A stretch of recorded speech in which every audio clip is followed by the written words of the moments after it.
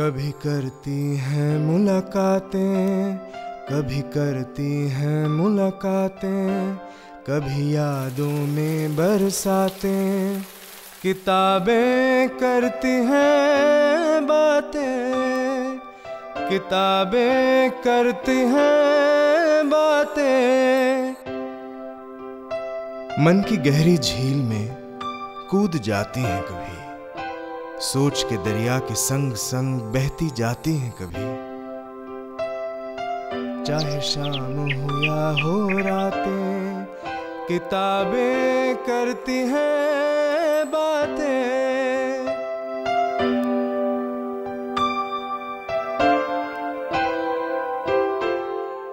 किताबनामा के इस नए एपिसोड में आपका स्वागत है। आज मेरे साथ हैं झारखंड की मशहूर लेखिका महुआ माँ जी। महुआ जी, झारखंड आपकी कहानियों में, आपके उपन्यास में परिवेश के तौर पर नहीं बल्कि एक चरित्र के रूप में आता है। झारखंड से आपका जुड़ाव कैसे हुआ? देखिए, मेरा जन्म ही झारखंड में हुआ है। वैसे तो मैं बांग्ला भाषी हूँ, बंगाली हूँ, लेकिन मेरे दादाजी 1932 से भी बहुत पहले से यहाँ रह रहे थे और हमारे पास 1932 का डोमिसाइल भी है। डोमिसाइल की बात आजकल होती है। तो झारखंड से में ही मैं पली हूँ, बड़ी हूँ और हम लोग बांग्ला भाषी काफ़ी प्रकृति प्रेमी होते हैं, भ्रमणशील होते हैं, इसलिए प्रकृति से बहुत ज़्यादा जुड़ाव बचपन से ही रहा है और अंदर से ही खुशी होती थी जब हम कभी बाहर जाते थे, कहीं भी घूमने जाते थे। लेकिन जब वापस आते थे तो वो हरियाली, वो साल के जंगल और वो सारी चीज़ें, पलाश के फूल, ये सब देखकर अंदर से लगता था कि हम अपनी जगह पे आ गए हैं। तो ये जुड़ाव सिर्फ प्रकृति से ही नहीं बल्कि यहाँ के लोगों से भी रहा है, क्योंकि ये जो नृत्य होती हैं, पारंपरिक नृत्य हमारे यहाँ के आदिवासी जनजीवन में जो बिल्कुल वो उसमें समाया हुआ है। आप कहीं भी चले जाएंगे दूर, रात को कहीं चांदनी रात हो या कुछ, तो दूर से पहाड़ों से आपको वो मांदर और नगाड़ों की आवाज़ सुनाई देगी, ढोल की आवाज़ सुनाई देगी, वो आदिवासी गीत और संगीत और नृत्य। और हर प्रोग्राम में हम लोग देखते रहे हैं सरहुल या फिर कर्मा, वहाँ के जो प्रमुख पर्व त्यौहार हैं, उसमें जिस तरह से वो लोग नृत्य संगीत में डूब जाते हैं, वो तमाम चीज़ें हैं कि उस ज़मीन से लोगों को जोड़े रखने के लिए काफ़ी है। आप पली बड़ी झारखंड में, कब लगने लगा कि झारखंड आपकी कहानियों में, आपकी रचनाओं में उतर कर आना चाहिए? देखिए, मैं ये बताना चाहूँगी कि मैं एक समाजशास्त्री भी हूँ। समाजशास्त्र में ही मेरी मास्टर डिग्री है और पीएचडी भी मैंने किया है और ऑल इंडिया सोशियोलॉजिकल कॉन्फ्रेंस की मैं लाइफ मेंबर हूँ।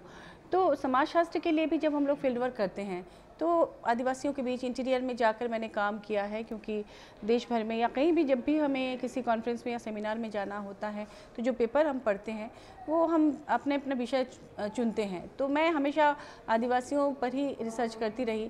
तो इस दौरान जब उनके बीच जाने का और उनको बहुत करीब से देखने का मौका मिला तो मुझे ये लगा कि जैसे तमाम पत्रकार, तमाम शोधार्थी और तमाम लोग उनके पास जाते हैं या फिल्म बनाने जाते हैं और उनकी चीज़ों को ले आते हैं लेकिन उन्हें कुछ देते नहीं हैं। मुझे ऐसा लगता है कि जब भी कोई उनके पास अजनबी या इस तरह के लोग जाते हैं तो वो बहुत बढ़ चढ़ कर अपनी पीड़ाओं को सुनाते हैं, अपने बारे में बताते हैं और उन्हें लगता है कि शायद अब उनकी परेशानियां ख़त्म होंगी, अब उनकी पीड़ा कम होगी, शायद ये लोग हमारे लिए कुछ करेंगे और उत्साह में आके सारी बातें बताते हैं, शेयर करते हैं, अपना समय देते हैं। और लेकिन कोई उनके लिए कुछ करता नहीं है, सब लोग उनसे लेकर चले जाते हैं। कोई इंग्लैंड से आता है, कोई अमेरिका से आता है, कोई दिल्ली से जाता है और उनके बारे में लिखता है, पढ़ता है, उनसे इंटरव्यू लेता है, अखबारों में छापता है, वो खुद अपने लिए काम करता है।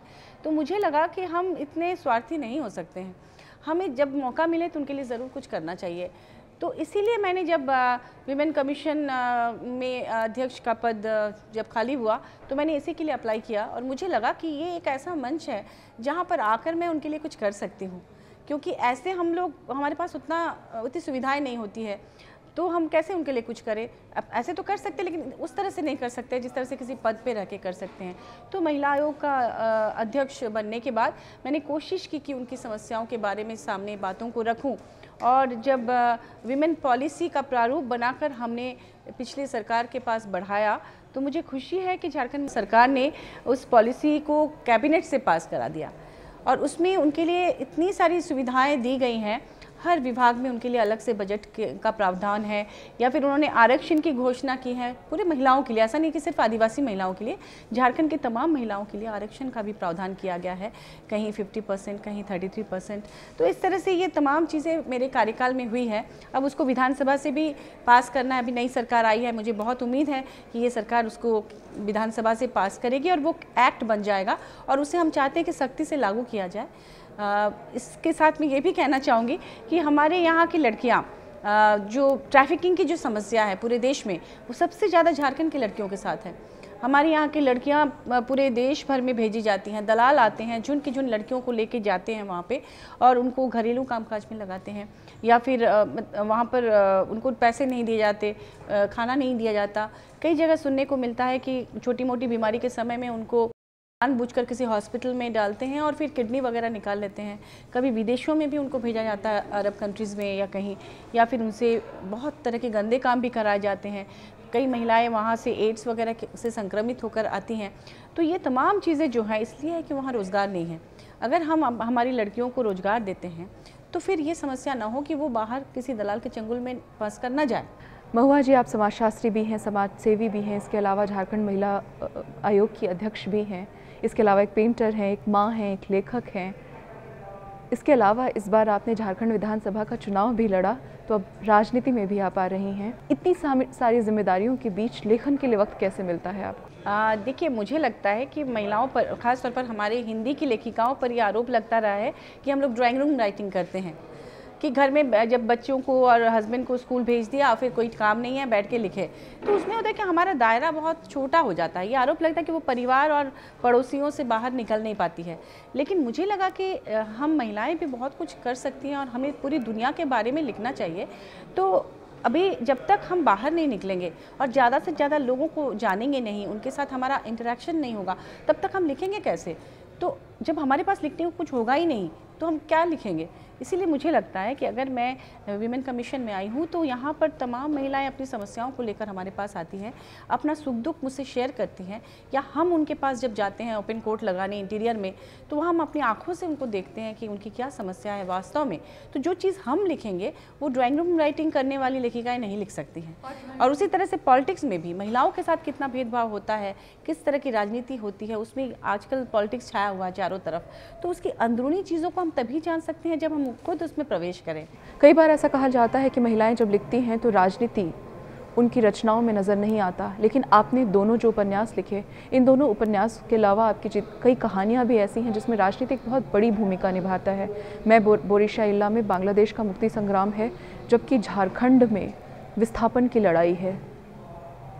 आपने इसके लिए कहाँ से शोध किया, किस तरह से तैयारी की? इन दोनों उपन्यासों की पृष्ठभूमि के बारे में ज़रा हमें बताइए। बांग्लादेश पर जब मैं लिख रही थी तो मैंने विस्थापन की पीड़ा को लोगों की ज़बानी सुना था और देखा था, तो मुझे लगा कि बांग्लादेश का भी बहुत कुछ मिला जुला इसमें दृष्टांत देखने को मिलता है। बांग्लादेश में भी आप देखिए कि जब भारत से पाकिस्तान अलग हुआ था तो इसलिए हुआ था कि अल्पसंख्यकों के साथ न्याय हो, ये वो नेता कह रहे थे जो उनके ऊपर बैठे थे। तो दरअसल अगर वो धर्म के लिए होती वो लड़ाई, तो पाकिस्तान जब बना तो पूर्वी और पश्चिमी पाकिस्तान दो अलग अलग हिस्से हो गए, लेकिन और बीच में भारत का हिस्सा था। तो पूर्वी पाकिस्तानियों ने पश्चिमी पाकिस्तानी मुसलमानों पर इतना अत्याचार किया कि फिर 30 लाख लोगों की जान गई और मुक्ति संग्राम के बाद बांग्लादेश एक नया राष्ट्र बना।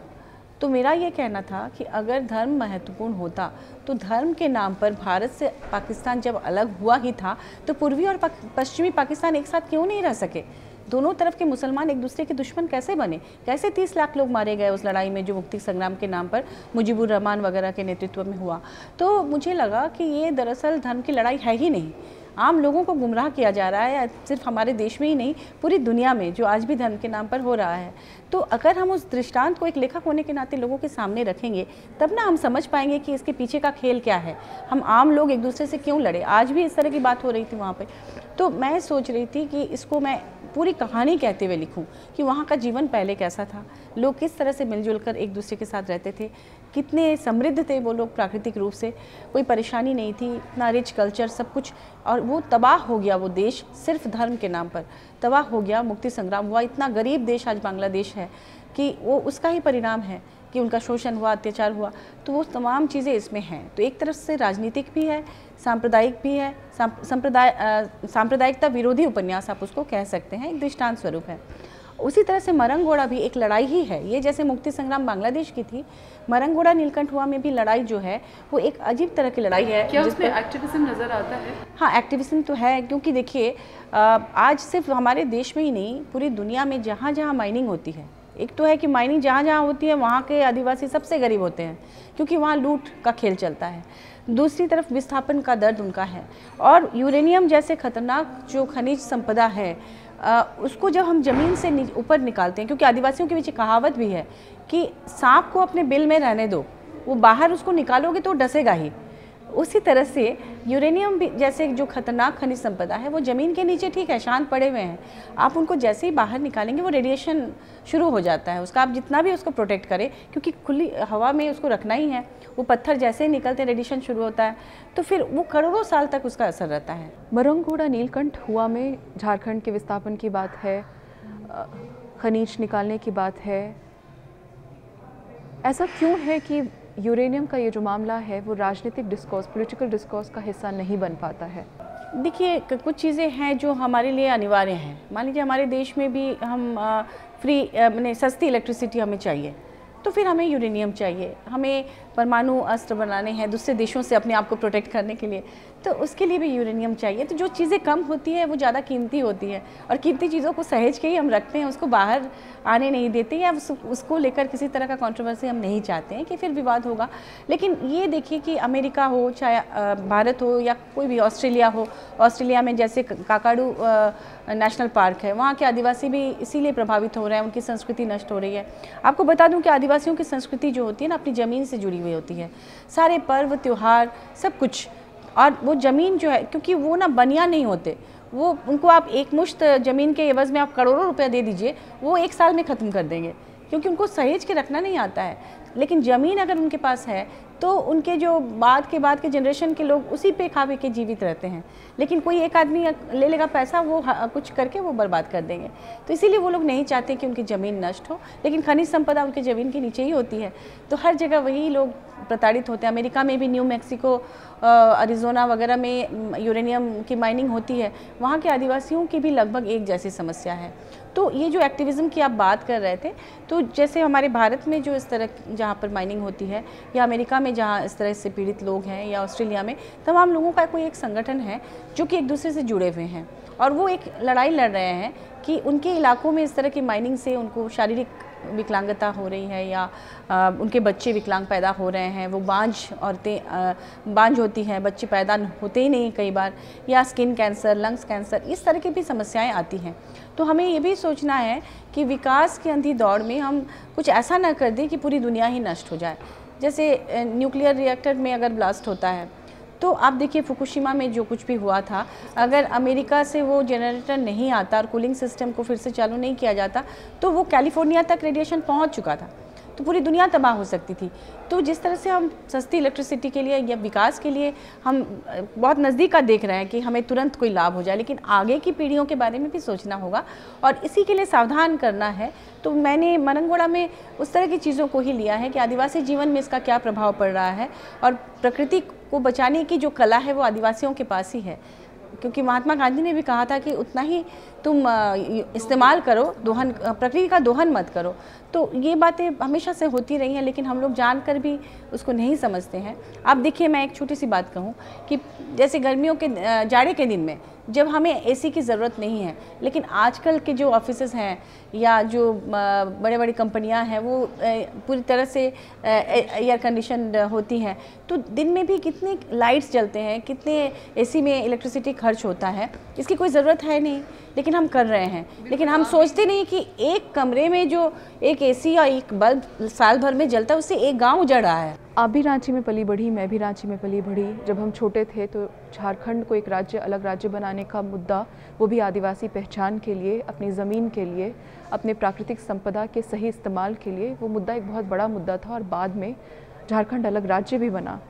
लेकिन बावजूद उसके जितनी बार हम रांची लौट कर जाते हैं या जितनी बार हम झारखंड जाते हैं, कम से कम मुझे लगता है कि विकास की दौड़ में हमारा राज्य कहीं पीछे रह गया। इसकी वजह क्या रही? उसकी वजह है, देखिए, दोहन। अभी इतने वहाँ पे माइंस हैं कि बाहर से भी बहुत क्रिमिनल्स और इस तरह के लोग आ जाते हैं और वो लेवी वसूलते हैं। जैसे कोई रोड बनना शुरू होता है तो जो कॉन्ट्रैक्टर होते हैं उनसे कभी कभी इतना ज़्यादा लेवी मांगा जाता है। लेवी का मतलब है कुछ परसेंटेज, तो वो जो भी फंड उसको मिलता है उसके लिए कुछ वो उनको दे देते हैं, कुछ अफसरों को दे देते हैं। इस तरह से भी कई बार होता है, सुनने को मिलता है। तो वो सही ढंग से काम नहीं हो पा रहा है, ईमानदारी का अभाव है। अगर सारे लोग अपने अपने काम में ईमानदार हो जाए, मैं ये नहीं कहती हूँ कि सरकार की गलती है, मैं ये कहती हूँ कि उसमें सभी लोगों की गलती है, जो भी उससे जुड़ा हुआ है वो ईमानदारी से काम करे और उनके पास विजन हो तो विकास तो ज़रूर होगा। विकास की ये कमी क्या नक्सलवाद की वजह रही? देखिए, नक्सलवाद तो बढ़ने का एकमात्र कारण है गरीबी। झारखंड चूँकि जिन इलाकों में नक्सलवाद ज़्यादा है वहाँ पे आप देखेंगे कि सिर्फ बारिश के दिनों में ही खेती हो पाती है, क्योंकि पहाड़ी पठारी इलाका है तो पानी को आप सहेज के नहीं रख सकते हैं। अगर डैम वगैरह ना हो तो बारिश के दिनों के अलावा उनके पास करने को कुछ रहता नहीं है। वो ना तो सड़कें हैं उस तरह से कि हाँ सब शहर में आके रोज़ वापस चले जाए कुछ सामान बना के, सड़कें नहीं है, लोकल ट्रेन नहीं है, सुरक्षा नहीं है। तो जो वहाँ पर चूँकि रोज़गार नहीं है घर में, तो लड़के क्या करेंगे जब वो देखते हैं कि दूसरों के बच्चे कीमती मोबाइल का इस्तेमाल कर रहे हैं, कीमती जूते पहन रहे हैं, तो उनका भी मन करता है, तो वो लूटपाट में लग जाते हैं। लूटपाट में लग जाते हैं तो कुछ लोग, कुछ क्रिमिनल्स उनको वो हथियार पकड़ा देते हैं कि चलो तुमको उस महीने में हम 5,000 देंगे, तुम हमारे लिए बंदूक ढो। दरअसल बंदूक वही उठाते हैं जो सामने रहते हैं, कराता तो कोई और है। जिनको लेवी चाहिए, जिनको माइंस में जो भी वहाँ से खनन होता है वो सब को लेकर भी काफ़ी वहाँ पर खेल चलता है। तो मुझे लगता है कि अगर हम लोग वहाँ रोज़गार का सृजन कर दें और सड़क बना दें, अच्छे से लोकल ट्रेन्स बना दें कि शहरों के साथ वो जुड़ जाए ग्रामीण इलाके, तो अपने आप वहाँ से ये क्राइम भी कम हो जाएगा, नक्सलवाद भी कम हो जाएगा। सुरक्षा भी बहुत ज़रूरी है, सुरक्षा भी नहीं है वहाँ पे। समाज से आपका ये जुड़ाव, विभिन्न रूपों में समाज के साथ जुड़े रहने का जो काम आप कर रही हैं, वो आपकी रचनाओं में आने वाले सालों में हमें किस तरह नज़र आएगा?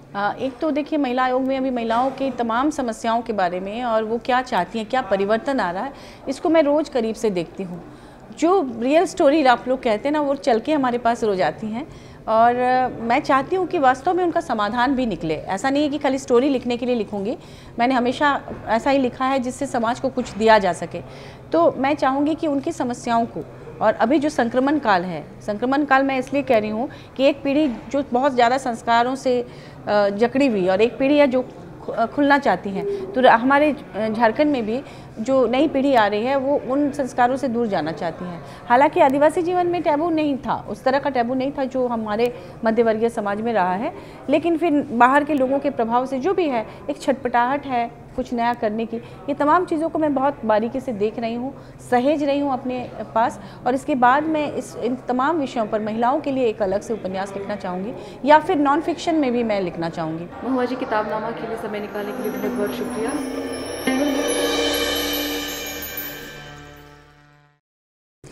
Today I'm going to be reading a poem called Birangona.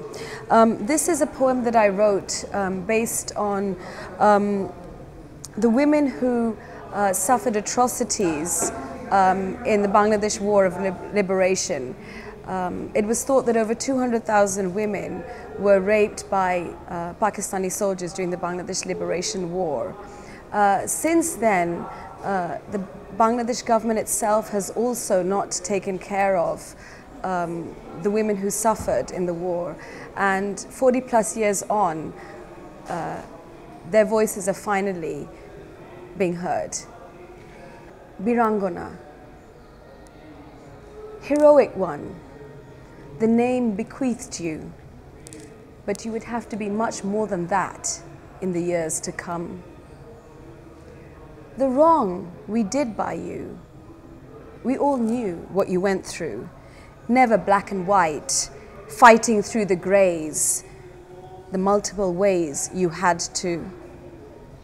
That official line, our mothers and daughters lost their honor, rather than the other way around, those who found they got away with crimes against humanity, when all that remains is the shame stuck on you. Whatever you do, can't shrug off the stain we create. You survived your fate. To find family won't let you in, woman of sin. Difficult to find work, not paid if you do. After all, why pay when one can say she is loose to discard and abuse and use? And when the police and military came the second time around, what did it matter if they soiled you some more? You are no longer the mother of your son who found out what you had done, didn't want to hear what had been forced on you, terrified and disgusted, he and you back then, to bear wounds never to heal, which changed your life and death, as no one gave you a piece of cotton to wrap your lifeless body, though your soul left 40 long years ago, when you were cornered as you ran. Then it began, men like giants on you, till you got used to it. And when you found freedom in joy and longing, you were reviled and defiled by your own. You are the one who dressed up and wore gold, and you sold your dreams to the enemy, but your menfolk and homes were left alone for the sacrifice of this unsung dilemma. You are the one who was caught when 10 of them found you in the Dhanketh and left you half dead and jumped in flowing waters, but you found yourself still alive on the other side as you were pulled out like a fish in a net. Afterwards, not able to say that your feces dripped constantly till the day when you could take your own life.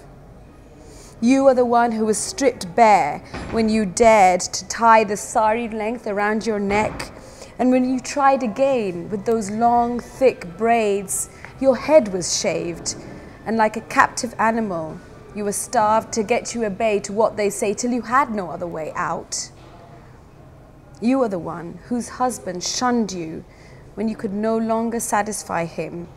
Of course, never yourself, too scarred inside and out, and even though your mother-in-law said it was not your fault and ensured you a home. You are the one whose husband cradled you after their semen dripped down your swollen insides and legs and loved you till he was killed by local thugs, greedy over land, and you were turned out by his family and left to beg. You are the one whose beautiful brown-eyed girl has blossomed in a faraway place, in a different time and space, the chosen land. She will never understand and will never know how you could bring all to tears with your sweet lilting voice, milking ballads of your soul, or the endless years of anguish and pain you felt at giving up a very part of you. You are one of countless whose story was never told and never will, as all records were burnt, and you will never come forward, as your people brutalized you again, as your government washed its hands of you and your sacrifice and doesn't want to know what you went through then and still are now, if you managed to survive.